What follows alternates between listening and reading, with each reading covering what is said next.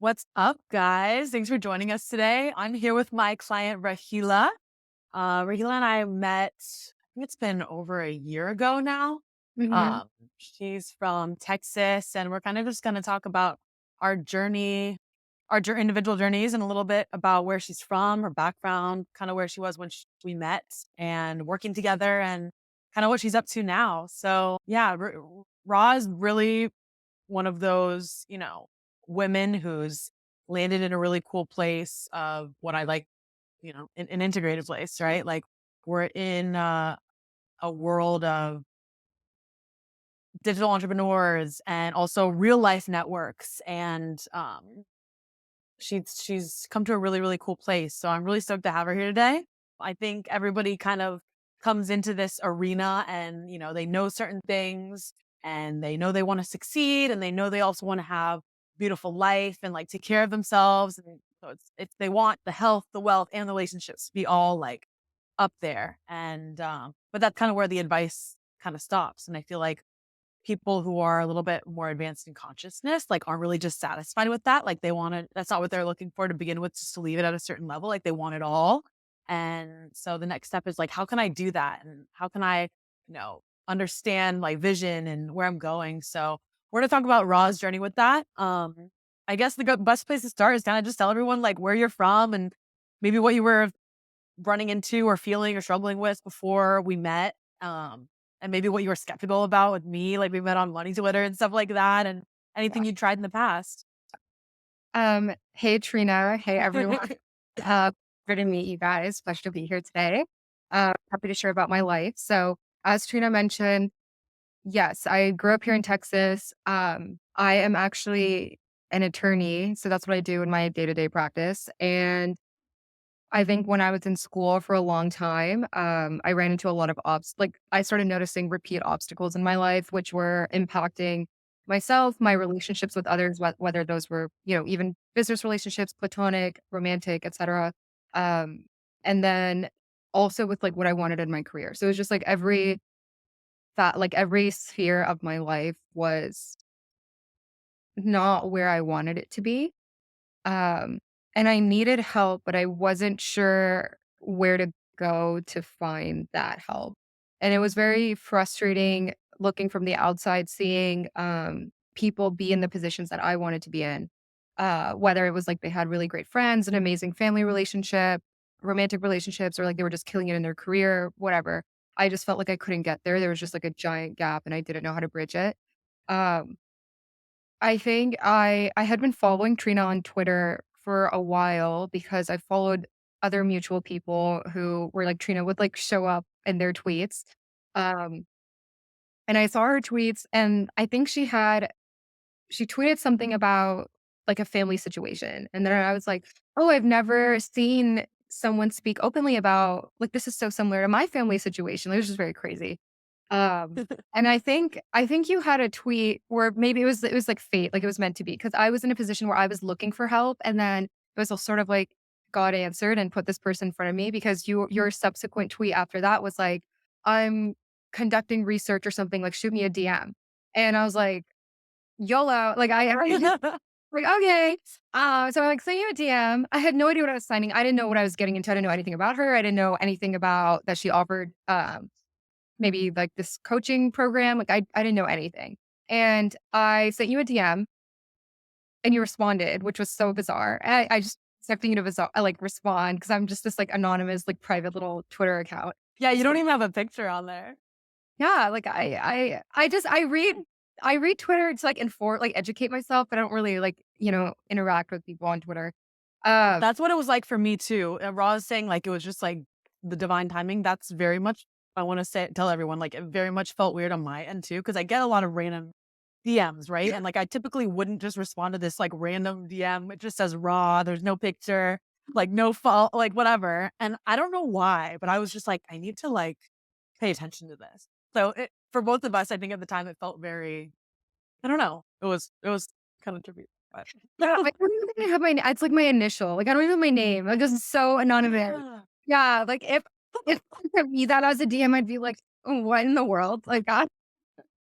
So yeah, you replied and then I think you were like, "Let's hop on a Zoom," and I was really skeptical because I was like, "Who is she?" Like, I what's going on? Like, who is she?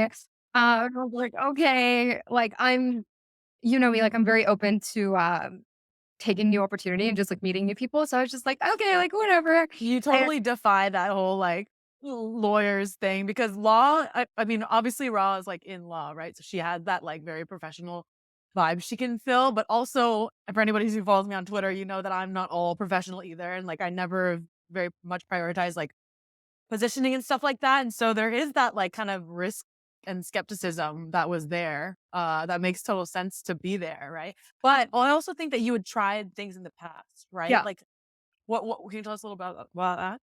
Yeah, well, just to finish up real quick, I Yeah, think yeah. when that first Zoom with you, which in hindsight, some of my friends who I've told, like, I've worked with you, they were like, "Why would you just take a Zoom with a total stranger?" But, which is fair. Think we connected really well that first time we met, and then it's just been going ever since. But, to backtrack kind of on what you were saying about having tried to work with different people in the past, I did try so I grew up in a pretty traditional conservative household. I think things that maybe are openly talked about now were not conversations that we were having at home. And so I never like I was very big into like holistic medicine. Like I almost like refused going to Western doctors. I never really did, my family's resort to a lot of things was like religious education, which definitely has its role to play. And I'm very grateful for that. But I think sometimes you need help with actually implementing and doing those things day to day. So I did try maybe more like common approaches, which is like, people were like, explore, like, learn how to manage your anxiety, exercise more, therapy, like, whatever. And very recently, like, I never grew up doing those things. I tried those maybe when I turned 25 and they just didn't work. Like, nothing was clicking. I felt like, honestly, for me, it was like a waste of money and a waste of time. I felt like I wasn't making any progress. And to be honest, I don't even know what I needed to make progress on. Like, I didn't even have the people that I was working with who are incredibly qualified people, we were just not connecting. And I didn't even know why I was going. I was like, why am I having these like monthly meetings? Like, what is this for? It's not getting me anywhere. So I felt super frustrated. So at the time when I said yes to work, like reached out to Trina, I hadn't worked with anyone over the last 4 or 5 months. Like I was just like, I guess I'm on my own. Um, I'm gonna have to figure it out on my own the way, I don't know, like guys do or something, like people just figure it out. Um, so yeah. Yeah. Yeah, and people run into that a lot, right? Because you are very, solution oriented, but you're also very like, a sensual person. And I think that gets tricky, right? Because there's just so much sensory experience, and it's not like you don't wanna explore your feelings. Like, there's very, like, rigid business, whatever, masculine type on one end of the spectrum, and there's very so sentient that, like, there's no, like, logic, blah, blah, and I think you wanted to get to a clear place, like, in between those 2, and a lot of people do, right? So, clarity was a huge thing, Yeah. that I think was, like I think that was, like, our first priority, like, we talked through a lot and moved through a lot and really got to know each other, and, like, it was really cool, and then yeah, and then kind of through those conversations, so Raw and I talk regularly on calls. Now we talk every week, and like we also have a messenger communication, and we also kind of have a little log, uh, like whether we're just writing call recaps, stuff we explore together, whether it's about business or personal stuff or anything really. Even when she's exploring her like spirituality, whatever it is. There's also like we have like a written log of it. Um, so between the calls and the messaging and the written log of it, like, what kind of results have you gotten or because of that work, which can be very intangible and conversational, how has that kind of improved things that you lacked clarity with and all that at the beginning? Um, that's such a it's such a Loaded question. weird question. Um, I will okay, the best way I can explain it is short answer, yes, lots of progress, lots of growth. I'm definitely changed. Long answer, the best way to explain it would be like in phases, right? So when I first and let's say you apply your business mindset to this, right? Like each quarter over the past year has been a different stage of like learning and growth for me. So like the first quarter that I started working with Trina, it was very discovery. So it was just like Trina getting to know me in every capacity. Like I again mentioned, like I really had no idea what I was signing up for, and I didn't really understand what this entailed. I didn't know it was going to be so comprehensive, so like 360-degree evaluation of yourself. It was actually very scary to be so vulnerable and share so much information with like a third party where I was just like, what is she gonna do? And like, why am I sharing all this? Like, is this gonna actually help with anything? Uh, Things that I don't even share, you don't even share, like, with your closest friends or, like, you tell your parents certain things and your friends certain things, but it was like, now here's one person that I'm telling everything to is very overwhelming for me to do. So, first quarter, like, first period of us working together was me just dumping it all out to Trina. Um, which I think on your end, you started doing a lot of pattern recognition, started taking notes, and it was a mix of like me giving voice notes to Trina as well as like any writings that I had. I like to journal a lot, so it was any like previous writings that I had or how I'd written out my thoughts or difficult periods in my life. So I was sharing all of that with Trina, and of course, these for every person, we all have our own blind spots. So I was, like, naively just sharing everything, and Trina wanted to know, you know, um, okay, career and career goals, like relationships, history, what do you want out of ideal relationships, friendships, goals, things like that. So it's just like your all of that, and then also internally, which is like, who are you? What anything you struggle with, and then also like your diet, your sleep habits, your exercise. It's just like your faith, like everything. Like she wanted to know everything. Um, and so I shared all that with you, and I think as people, we don't recognize our obviously, we have shortages in seeing our own patterns, and we also can't see the things that are in our blind spots, of course. And so I think the second quarter, the second phase of us working together was like, you had finally digested all this information that I'd shared with you, and you started pointing out, like, patterns in my behavior, which were eye-opening to me because I could not have seen them otherwise until I had someone observe them and tell me them back. You pointed out, like, strengths as well as, like, weaknesses that I had that I also did not realize. And then I think that process helped me a lot, like, with clarity. I was just like, "Oh, like, I finally understand, why I keep getting into negative situations or why certain things are very successful for me." Like sometimes you really attribute it to luck or, intangible things. You don't really recognize your own power or accountability you have to play in situations like that. So insanely helpful. And that's probably the second phase. Um, the third phase, which was last fall, I think was very challenging for me because it was so this was about 6 months in with working with Trina. Once we started to get more direction and clarity, it became a whole process of shedding my existing life. Um, which Trina knows it was very, very hard for me. I shed my old career. I shed my old like friendships, like people I had been friends with for years. I shed like other relationships. I shed even like the household environment that I was living in. And I really just had to totally break myself down, like deconstruct so that I could build myself from scratch into the person that I really, really wanted to be. And I just had never had clarity. I had never had someone who helped me get to the core of who that woman was. I just never had someone do that for me.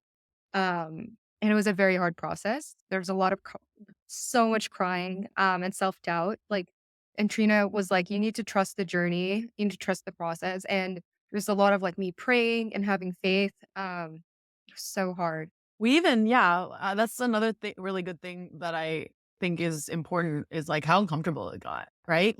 So bad. I always encourage Raw and she was never, fearful, to really do it either. It's like, "Disagree with me," right? And I would and I personally don't believe in, like, being the only voice in your ear. I think, obviously, it can be overwhelming to go to a lot of different sources, but I kind of challenge that notion in other coaches. Like I think that I think parts of your journey where you did explore alternatives and like other opinions and stuff, like you always came back to these conclusions that we kind of reached Yeah. or came up with your own version of things, which I think is the most important thing, right? Like you shouldn't the point isn't to like have this like chick in your pocket who's like telling you what to do to make your way through things, right? It's like you making your own decisions. So it was never me being like, well, you need to do this. It was like, what do you, but this is what you want, right? Like, it's like, oh yeah, like how am I honoring that?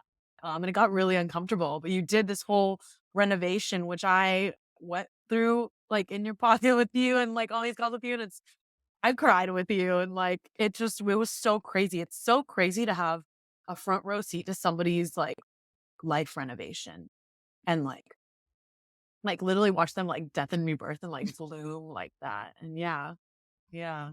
But Yeah. go on.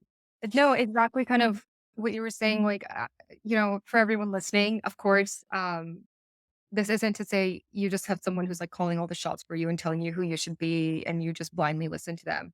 Obviously, if you're even listening to this in the first place, I'm assuming you're very driven and independent in your own right. And I'm the same way. Yeah. So even for me to be at a point where I was like asking for help from someone else was like, like a huge step for me. So and then have like and then first is like asking for help and the second is like building trust to even trust the other person, like in the advice they're giving you because you're so skeptical. You're like, what the hell like what does this other person know? Um, you're right. Like there were a lot of times where I wanted maybe I think the things that Trina were saying were very uncomfortable for me and I just couldn't like my brain or your heart just can't process it or like refuses to process it. And so I would try to get like secondary opinions or third, like reach out to other people and only to realize like here's someone who has, 95 to 100% of the information I'm giving them, whereas these other people only have like a sliver of the information you're giving. And so if their advice does differ, it's also because they don't see you in a multifaceted capacity. So that was one thing. And the second thing too was like what it took me a long time to realize too was that like I think some of the advice that Trina was giving me, which was stuff that I knew to be true, but had a very hard time processing or digesting. And so I would actually what I did that was really useful to me, and Trina has like, a lot of my journal entries from this or writings from this. I'm a very visual person, so I would draw out um my comprehension of the conversations that we were having. So if you're working with this life coach, they're telling you one thing, your brain processes information in another way. And so I was drawing like Venn diagrams, like I was doing illustrations and I was sharing them with Trina and Trina's like, well, sure, like sure, yeah. That was so teachable for me, right? I'm not yeah. Yeah, that was so cool what you came up with because you also have a very creative side to you. Like this writing and this visual learner thing and you appreciate like art and like music and shows and cultures and like traveling and it's so cool, right? Like that's my ideal kind of person to find. And it was so you embodied so many different things that not only resonated with me, but were like the kind of person I wanted to work with. Cause like you can have it all and you can be about it all. And like it is cool to be have those ambitions and also have like style and taste and interest in things. I think that it also makes it harder and trickier for people to it just shrinks the pool of things, right? Because it's like all these different areas of like connection and interest and it's well rounded, but it also creates a lot more areas for people to resonate with you on and a lot more levels to like Yeah. but yeah. I think eventually what that led to was, if you're following like the hero's journey, it eventually led to like this fourth stage of which I didn't really start reaping the benefits of until this year, where it was like, I think finally having the con I don't want to say I think confidence would be a good way to explain it. Like, like if you were to market, what do you actually get out of like working with Trina or like a life coach, right? Like, yeah, sure, confidence is one way. Um, and also Why doesn't that resonate? I'm curious. because because I think confidence like, Because your you self-esteem has absolutely gone through the roof. I'm curious what you mean there. um, because you can buy, like, so many you can, like, listen to, like, Tony Robbins talk about confidence. Like, you there's confidence can come there's confidence is one of those things where, um, I think you can mask it or, like, fake it really well, and I don't know if there's it's such a maybe it's such an overused term that there's not really a way to differentiate between, like, surface level confidence versus, like, a deeper, like, sincere belief in yourself. Um, Sure. but I guess if we were to define it, then we would say in this context, you would get a deeper confidence, like a sincere, genuine self belief that you're not really going to get unless you actually do all the work of like discovering yourself and learning your blind spots, your bad habits, and your flaws, and recognizing how you can, I think, taking accountability and learning how you can change your own life. So once I finally, faced the music and was like, okay, I think I finally started to reap the benefits of that this year. So this deeper level of confidence, clarity, which was very important to me because I will say, so going back to me being an attorney, um, there were a lot of expectations in my industry and my profession of where I'm supposed to be going in my career that I just despised. Like I just hated it. And that I know that's very taboo of me to say as an attorney because like most of my industry is so conservative and so traditional. And I was definitely afraid of doing anything outside of the norm because it's viewed as very taboo or um outlandish. But it's like, whatever, like that's what I meant to do. So You I tried. You're like, "This does not work for me." It just doesn't. I really did give it my all to try like the prescribed legal career path. And I feel like I'm a pretty smart, competent person. It wasn't working. Like I tried so hard. And I would sit there and I'd be like, what is wrong with me? That like, all my classmates are getting these amazing job offers, these clerkships, whatever, and they're killing it, getting these huge paychecks. And like I'm just getting a million rejections, like all the time. Only for me to realize with this work that that wasn't a path that was really meant for me, and I don't have any, like, qualms about it, like, I really don't, like, I think a past version of me would've been really sad, and now I'm just like, "Who cares?" That's crazy too because this is how your, like, integration work kind of showed up in your work life, right? Because like, law and entrepreneurship are super on the opposite They're the ends of opposite. the poles. Like, law is very risk averse Mhm. inherently, and entrepreneurship is, like, risk hungry, like, you gotta throw it out there, and, like, going through that was an integration of itself, which was so cool. Yeah, and to say that you're a an entrepreneur in law is like, I don't know, you just freak water lawyers, like, there's so much Like, about what does that even mean? yeah, so learning learning to navigate that, and then I started so for context, I did decide to eventually like go ahead and start my own practice earlier this year and had the confidence to do that, which I never like I swear to you all that I never would have envisioned I was going to be doing this like 2 to 3 years out of law school. Um Please it tell them how you felt before you took that plunge. I was Because a lot of people are like, "Oh, yeah, I wanna be free, I want to entrepreneur," but, like, I can't, you know? Like, everybody runs into that. um oh man. Okay, so for some background, so for anyone who works in a very like traditional corporate lifestyle or environment, whether it's like healthcare, legal, or like just, general corporate banking, finance, um, you know that it took me a minute to realize this, and I think maybe going to law school during the pandemic helped, like, open my eyes. It really is it's a game that never ends. It really is a rat race. And once you realize that, you go through a period of where you become very jaded and like depressed, and you're just like, oh my god, like all this prestige like is manufactured. It's just really clever marketing. It doesn't really mean anything, and they chase you, they incentivize you, excuse me, to keep chasing with like bonuses or salaries or whatever, which in the grand scheme of thing really isn't that much money that you could actually be making as an entrepreneur. Um, Although in some cases, of course, like, the salary is insane, but most of the time you could probably earn that yourself as an entrepreneur. And and then you have to keep up appearances, right? What is it? Like keeping up with the Joneses. I know in law, like especially if you go into big law, it's very much like, okay, like you've reached X level, this level, whatever, junior partner, you have to also match your lifestyle has to match to adapt to that. So it's like purchasing the right cars, living in the right neighborhoods, socializing with the right people, having the right people in your pocket. So it just never ends.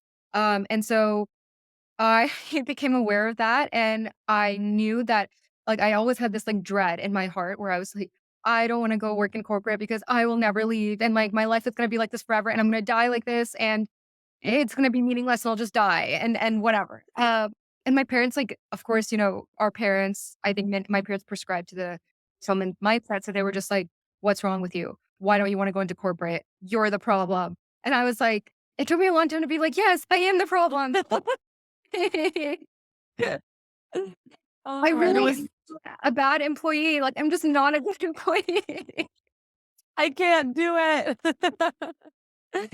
Uh, and it was scary, and it's so, like, because when you're going through that too, I feel like you have to answer a lot of questions, right? Like, as you're trying to break free from something, whatever it is, it's like when you need the most room to breathe and think, and it's also like when everything starts challenging you the most. Like, and people don't even mean to, right? Like your parents obviously want the best for you. They want you to succeed. They want you to be happy. And maybe like the people in your life too, not all, maybe not all, but a lot of them. And it's like not always like bad intentions, but it's just like inherently confusing because you're doing something that in the world or space that you're occupying isn't what's going on and it totally clashes and you're like zigging, everybody's zagging or whatever.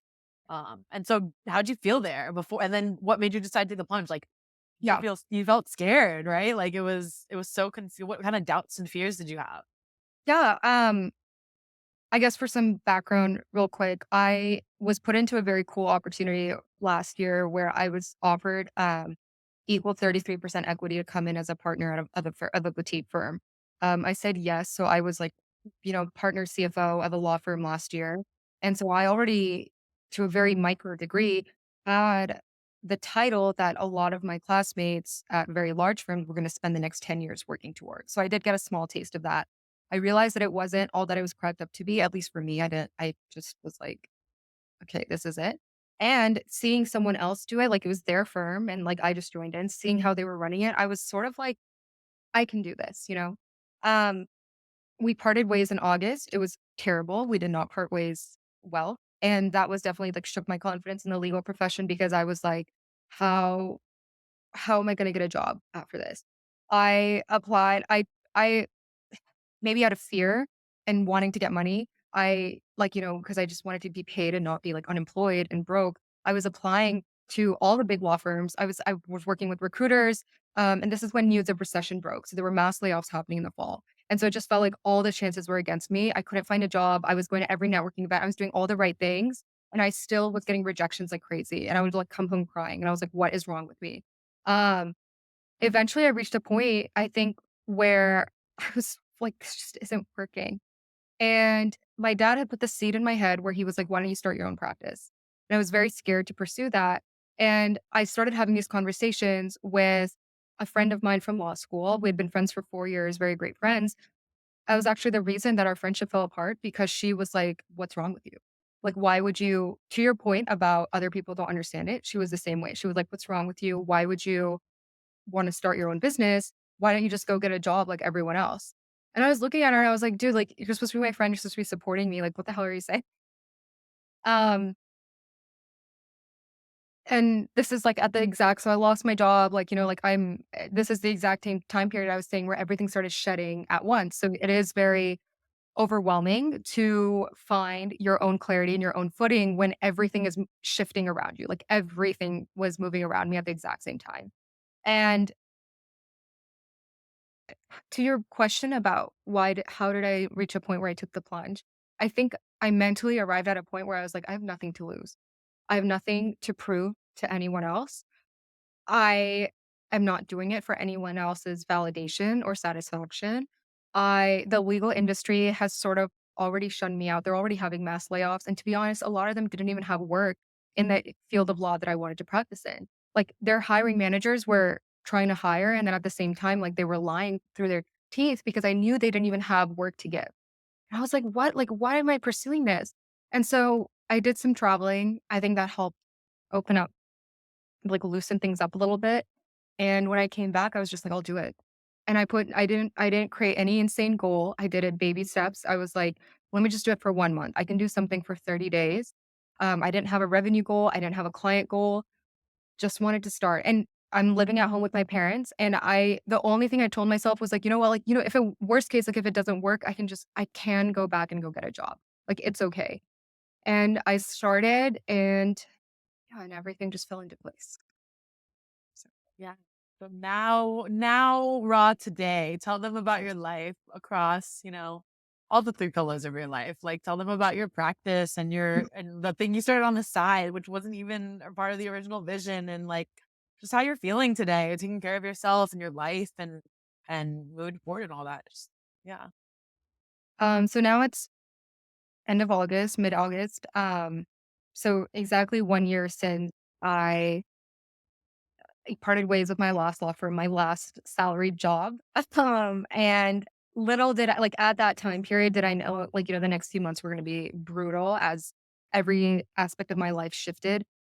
I did not like if you had asked me a year ago that I would be where I am now, like, oh my God. Like I it's just like insane. It's just crazy. It's just crazy to think about. Um, So crazy. As you're, like, narrating it, I'm like, "Holy shit, that was oh my gosh, that happened." Yeah, yeah, yeah. Oh. um, I guess so to share, number one, I did start my own practice. I genuinely never had like planned that I was gonna start my own practice. Um, I'm learning so much. Of course, it's not stable. There are ups and downs, but I love it. Like I really do enjoy doing what I get to do. Second, I started another business just like a month ago, as if starting one business wasn't hard enough. It was not again in my plan to start this business. I started a woman's like social, like private social club, and it's like members only. And we essentially, it's sort of, it's an adult version of a sorority, but we, instead of financially prohibitive or being, like being exclusive to just partying or whatever, it was a genuine like relationship building in terms of finding women who share your values. Um, because I've been doing this journey alone, right? And I can't be the only one. There have to be other women out there who've done what I've gone through. How can we find them? Right. And so if you can't really, I couldn't find anything like it out there. So I was like, should I just create it? So that's what I did. Um, full force like launch into creating this like private women's social club. It's like it's exclusive, but it's based on values and character, which is really exciting. And we sort of gotten the ball rolling. Anyway, so it's really exciting because I get to utilize different skills that I don't get to do in my legal practice, which is like I get to be creative, I get to host parties, host dinners, like be very social, go to new social outings, like meet new people all the time. So it's really, really fun. Both businesses are very complementary to each other, and it's very exciting. So that's been my career. In terms of my relationships, so with my friends, I outgrew and I lost a lot of friends, which was very painful because, of course, you are very reliant and emotionally dependent on your friends.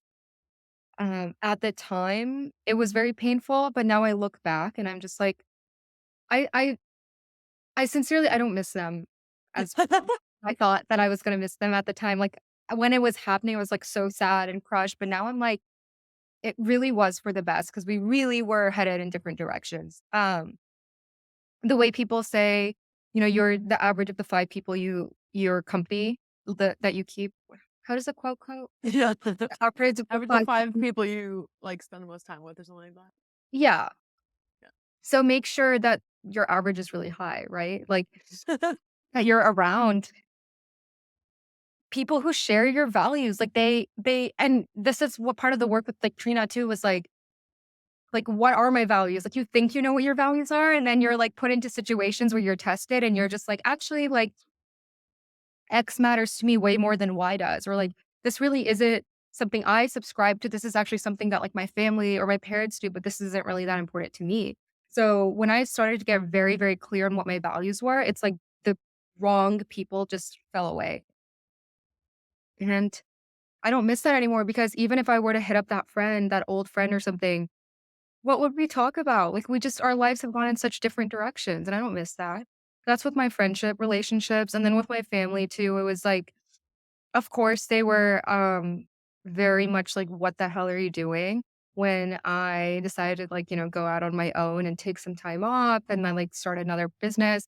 But I will say, like, now they don't I think it's like the proof is in the pudding a little bit because like, now, like, they don't say anything. They're just like, "Okay, she This is that's a me." good point that I run into a lot too in our world, right? Because there's like a generational thing where we are on the brink of this, like, not even brink, like from where we're standing, we're very much in it. But there's this whole digital economy, and there's this whole the internet and like email, whatever it is, even for your social club, which is very in real life, in person.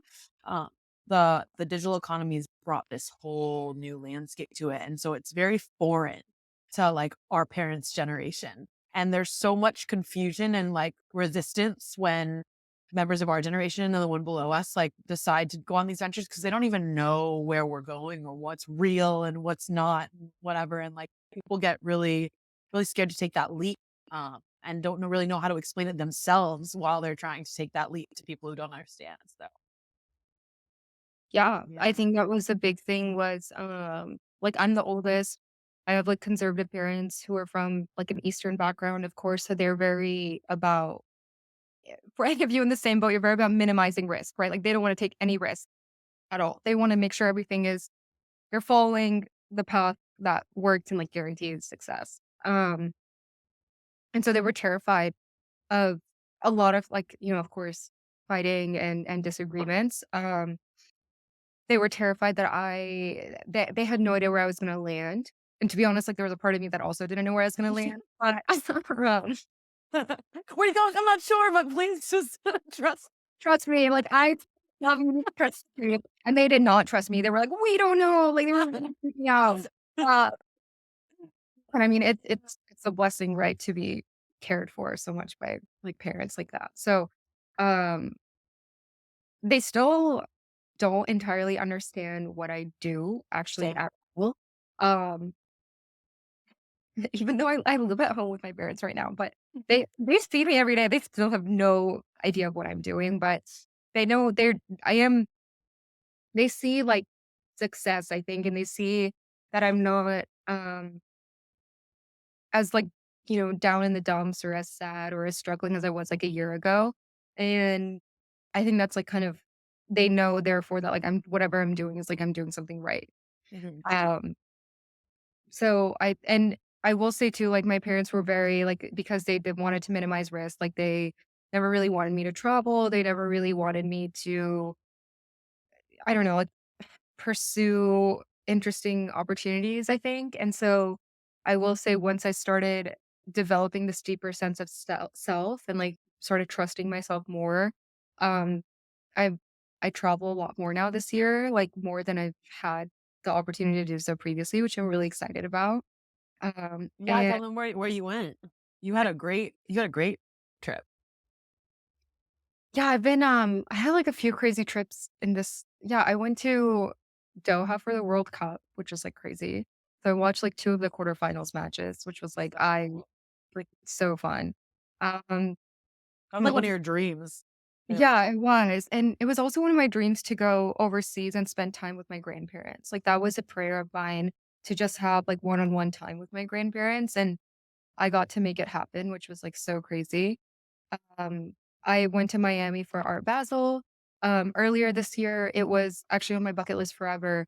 I really wanted to go to Monaco and like southern France for the Monaco Grand Prix. And as like a gift to myself, like my birthday and starting my own business, whenever I went. And it was like I had such a great time. Um, yeah. And so I've just been traveling a lot more and it's like traveling honestly, like sometimes by myself, sometimes with friends. It's just it's really enjoyable. I really like it. Yeah. So, Yeah. yeah. We get in all sorts of crazy topics. We even talk about, bone broth and nutrition and qualitative workouts. But tying back to your social club, um, tell them kind of like what your vision is for the type of woman you want in there. Like, Yeah. what's your ideal social club archetype, I guess, because I think it does resonate a lot with like who you are and this whole like kind of theme we've drawn with just being like well-rounded woman. Yeah, so our social club is called Club Ami, which is French for female friend. Um, Social club is maybe a misnomer. It's more of like a sisterhood community. I'm not sure. Yeah, Is that really? sorry, I did use the word social club. No, no, no. I get it. Like, there's not really a better way to describe it without calling it like a sorority almost. I just feel like there are already existing organizations like this that exist for men. They kind of carry their fraternity or like brotherhood bonds into adulthood, but Mm. they're in the olden days, like they would have these like men's clubs and whatever, but there's not really things like that for women. And so through exploration with Trina to helping me arrive at this point, it's finding women who I think the best way to explain it is like they fill up their own cup and then they pour into others. So you have arrived at a point where you have achieved your own success, you're secure in yourself, you like the woman that you are. And then you are willing to share and spread that on to other women and pour into other women. And this sounds so obvious, but I think the biggest issues that plague women generally is insecurity and competition and just never feeling like you're enough. And so the type of woman we've been attracting are like women who I think want to they many of them happen to have careers, like they're very successful in their own right professionally, but it's not a professional networking organization. And many of these women embody a lot of femininity. A lot of them happen to be like they're married, they have kids, or they want to be married and live a very good in between lifestyle. They have faced a lot of hardship and come out on top. So some of the questions we ask in our application are, have you faced situations of financial difficulty? And if so, how did you navigate it? Because money is a really big test of how you navigate difficult situations. Another question that we ask is, what's a cultural experience that changed you and why? Because you should be someone who is open to different beliefs and challenging ideas, right? Like, we're not here to be, like, super homogenous. Then yeah, and then, we also wanna get to know, like, do people actually care about their relationships? Like, we have a we have a funny question where it's like, "How many handshakes are you away from a US president?" That's fun.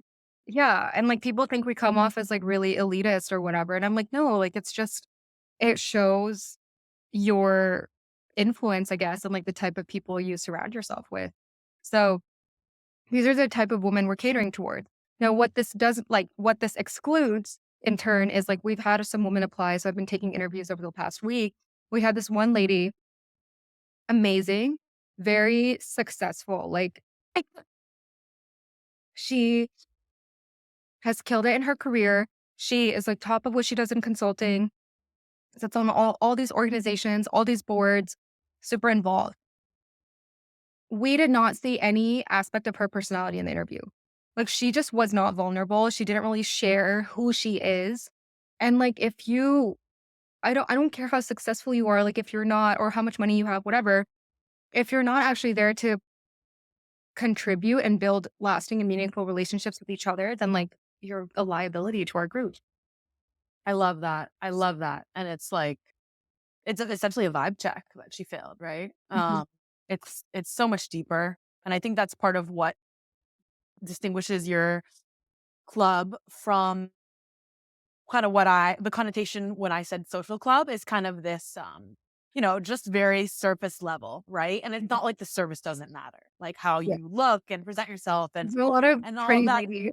Yeah, it's very important and it's Yeah. relevant. Let's not pretend that the surface doesn't matter, but also like, do you have substance? Like, can you pass a vibe check? Can you bring something human to the table? And I Yeah. love that that matters to you, and it is a disqualifying factor, and it's so intangible. And I think that you now are working with people that can honor that, right? Like that's an instinctual thing that you kind of feel leading your club, and it's like sometimes people who don't get that can't honor that kind of Yeah. variable. It's, you're 100% right, and to add on that a little bit, it was, I think realizing that a lot of my friendships I had made were circumstantial or they were just superficial. And when I really need people to rely on, they just like weren't there for me. Um, it wasn't until I shed those people, got clarity on who I was, that I was able to start noticing it in other people. And that's how I was able to find the business partner that I have now, who is incredible. And never in my wildest dreams would I have envisioned that I would have found this right hand who would be so competent and reliable at what she does, right? And like, if I'm sure the people watching are similar in the sense of like you know, if you want something done right, do it by yourself. You know, do it alone, like do it yourself. We've all been like I'm someone who's been operating solo for most of my life. It's very hard for me to give up the reins to other people, not because I'm a control freak or something, but it's because I've seen people not deliver over and over and over again, and it's so frustrating. And so what it turns out wasn't like other people, it was like me. Like it was my ability to my discretion skills, I think, are what have sharpened a lot over the past year. And so I was just had horrible discretion with the people that I was working with. And then when I finally got clarity on what really matters to me and like what I can sense in other people, that is when I started attracting the right people. And that's also what led me to starting the social club because in turn, when we had our launch party, like I had 50 to 70 women who I was like, I more or less trust a lot of the women that are here. Like, I would trust them to deliver, I would trust them to be reliable, to help me out in a tough spot, and I would never have been able to say that, like, a year ago. I think that is huge. I think that's so much of our conversations too, and so much of what you do in your 2 ventures. And I think that is really representative of what's higher level, right? Like, because there's like the first area where it's like learning skills, knowing what's important, right and wrong, building the machine, whatever. But when you are at a higher level, it's very much about decision making. Like, what criteria are you using to make these decisions, and like what matters to you, and what resonates with you, and what's your Yeah. style of doing it? And what kind of partnerships do you want there? And it's so decision making focused, whatever area of life it is. Um, yeah, yeah. And that bleeds over into everything, um, like, every form of social relationship that you have with someone else. So it's like, obviously, like, I'm at the point now where I would like to get pretty serious with, like, you know, like, wanting to get married and, like, have kids, and so that is something I've really had to think deeply about over the past year and working with you is like discretion, like sharpening that discretion in the partner that I want and the qualities that I want and someone to have. So yeah. Yeah. Fingers crossed. So crazy. Everything. I think that we have a relationship with everything, right? We have a relationship with our health and our habits and our friends and our work and like relationship with how we navigate love and like art and interests, all these different things. And you can literally improve your relationship with all of those different things.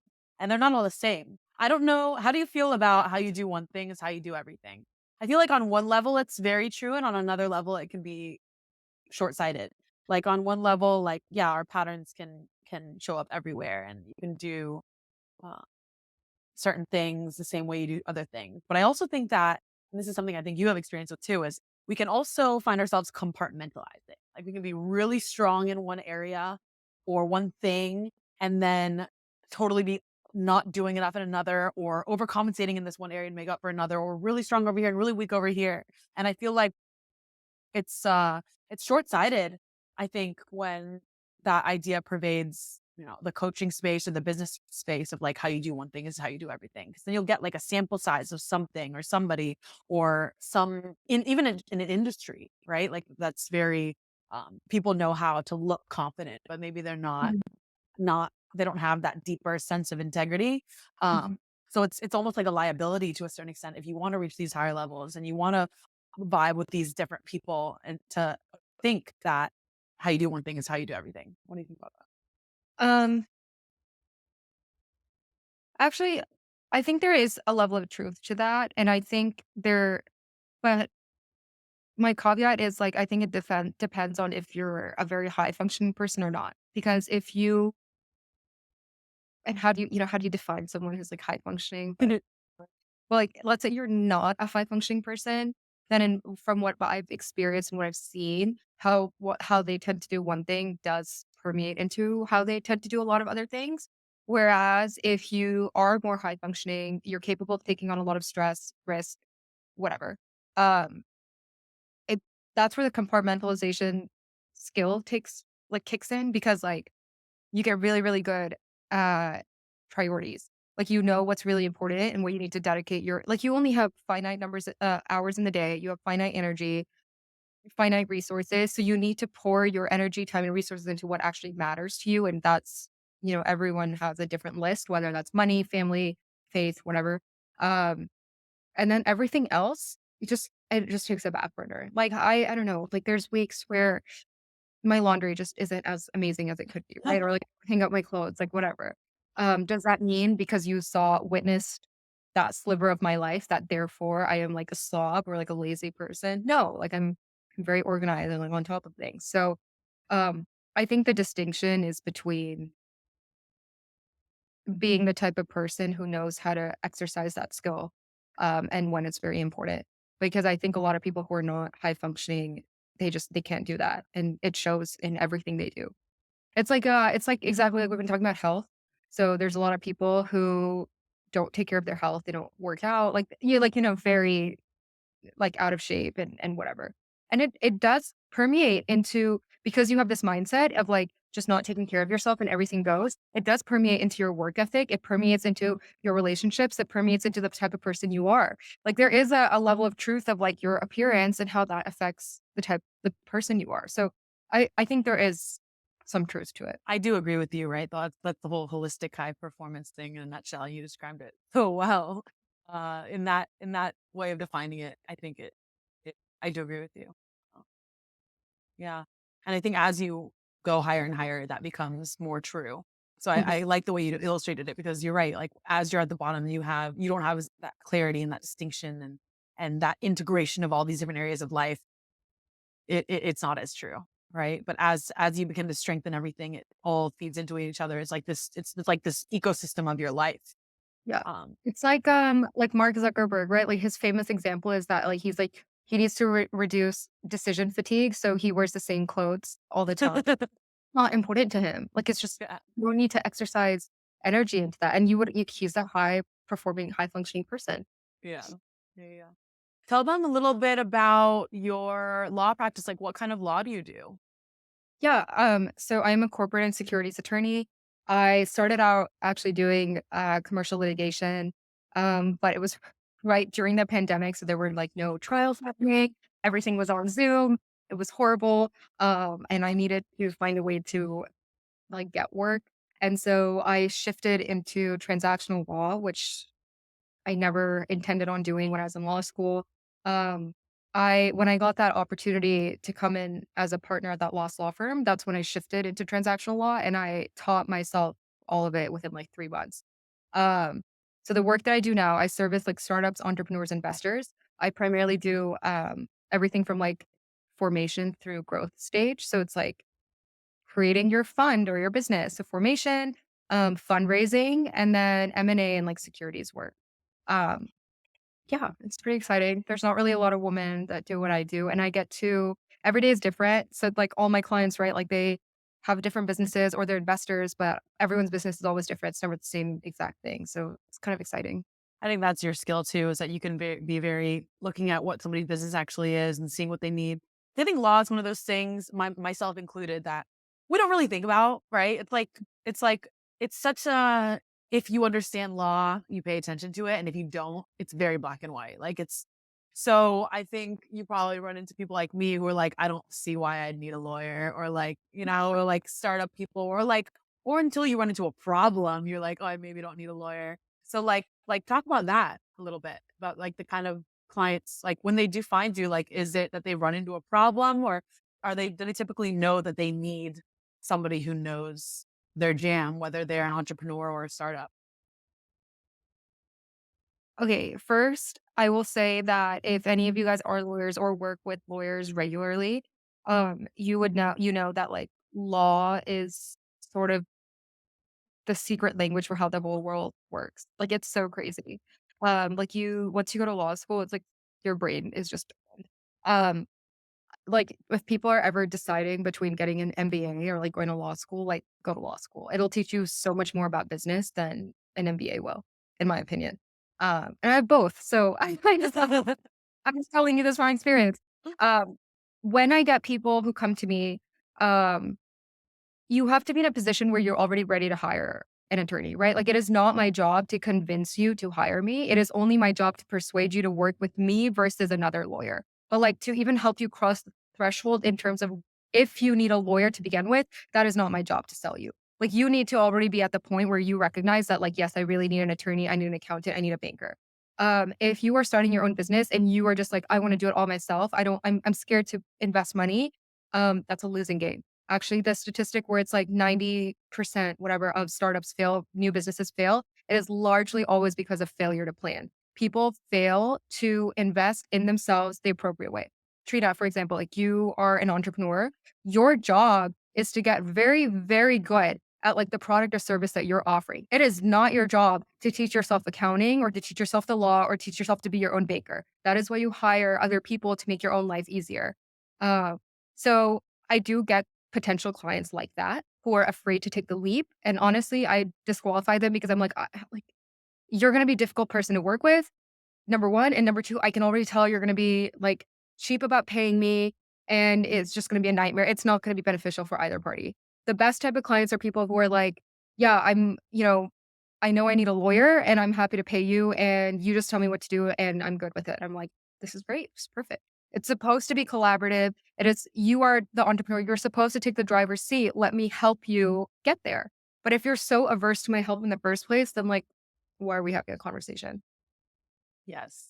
Yes, yes, yes. That's so important, right? We live in this like world where people want to get people to work with or work for. And we talk about this a lot too. It's like, just like, it really is the opposite, the way you approach it. And I share the same philosophy, like, disqualifying prospects, right? Like, I have a service to provide. Hmm. And it's not just about, hey, let me convince you to let me provide my service. It's like, no, I work with this kind of person. Are you that? Are you ready Yeah. to do this? Okay, then let's go. And when you really value your time, that I think that that's clear, Yeah. right? And Yeah. that goes into your, like, pricing as well. Like, the pricing issue is like a whole other thing. Like, when you're an entrepreneur, like, what is my time really worth? First, it's a learning curve to even recognize that your time is valuable. Yeah. And then when you realize how valuable it is, you're like, what is a price point I should charge that I'm going to attract the type of clients that I want? Right. Because if you're too, one thing I'm realizing as a lawyer, like, if I'm too cheap, you just get a lot of terrible people. I And mean, then, you get people that don't understand that, right? It's like, you wouldn't know whether you're a lawyer, a coach, whatever service provider you are an external filter decision maker, service provider. You are not. It's like, I always think of that Picasso like story or whatever. It's like, you're not paying X $1,000 yeah. for just some to scribble some paint on a canvas or whatever. You're paying for years of experience and research and, sharpening of the tool that is that person's mind and time and energy to handle this for you. So it's an interesting thing that I think only a certain caliber of clients and service providers get. Yeah. And for anyone who works in sales too, like, I saw this post the other day, which was like, you can either do one or the other, right? Like, you can either do high quantity of, like, low paying work with terrible people, or you can do fewer, but, like, high paying, high quality work, right? And so you need to decide what side of the spectrum you're on. And I've been trying this for a while and I don't like, it's exhausting. I'm trying to move to this. So, We shared that too. We're very much you have that we have that in common. Is like, I'm very much a see for myself ass person, and you were too, right? Like, and I think that's what I really respected about you when we would go through work together, is like, you always wanted to go see, check it out, do your research. And because you can, like, and I think that's the coolest kind of people to work with, befriend, any sort of relationship, because it means more, right? When it means more when you're in alignment about something. It means more when somebody says yes and gives you their time. It's like I don't have to do this. yeah.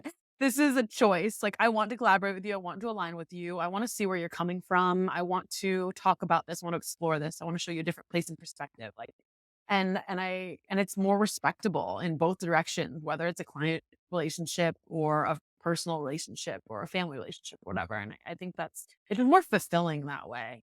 I think a lot of people who float around the surface in any area, they wonder what's missing.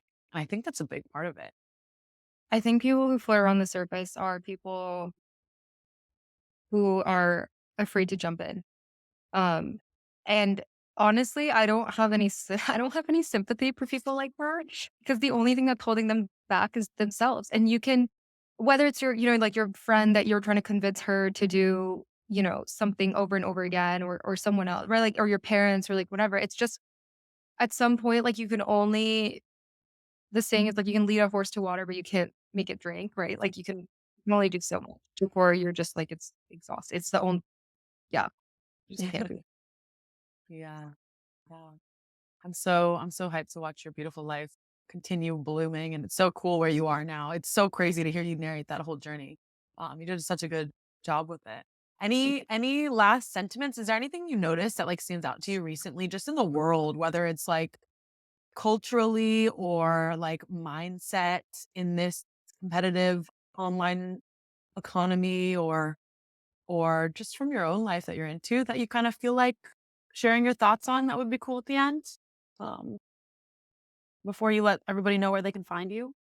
Yeah. I guess I have a couple things to say to that. Yeah. One, I've like really started to believe in the law of attraction, like a lot. Um, I think that when you, whatever phase of life you're in, and if you are like in an unhealed or damaged part of your life, you will also only attract those type of people, and those type of like opportunities. And when you ascend and get heal and clarify your own life, you also attract so much better. So full belief in the law of attraction, and people's energies and like vibe checking everyone. The second thing I will say is expertly like in state of affairs of the world.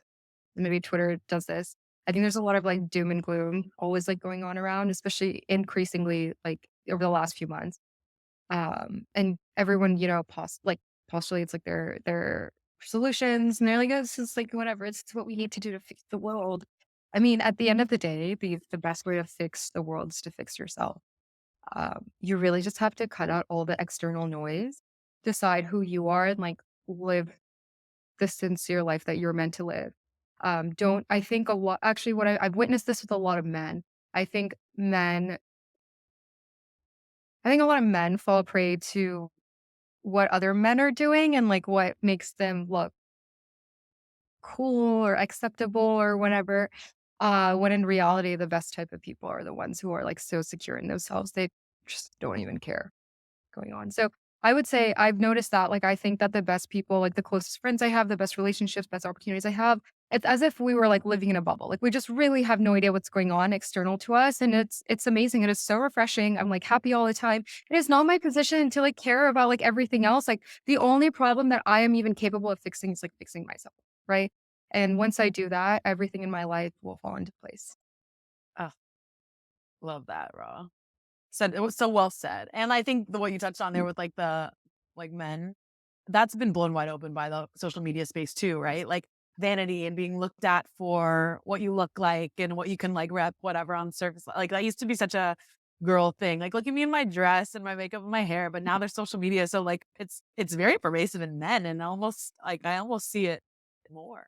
Or I don't know what more or less. I hate comparing the genders based on that, but Yeah. like we both see it a lot in our spaces, and it's funny, but and like in a I think it's so impressive to have that perspective that you really not only cultivated and strengthened, but like that you live out now with your life is like we live in a time where everything is out to get your attention. Like it's an attention economy, and it's also like everything and steal your attention, and to really focus on you and your vision and what you want for your life and be like living it and keeping your attention on that is like the biggest feat ever too.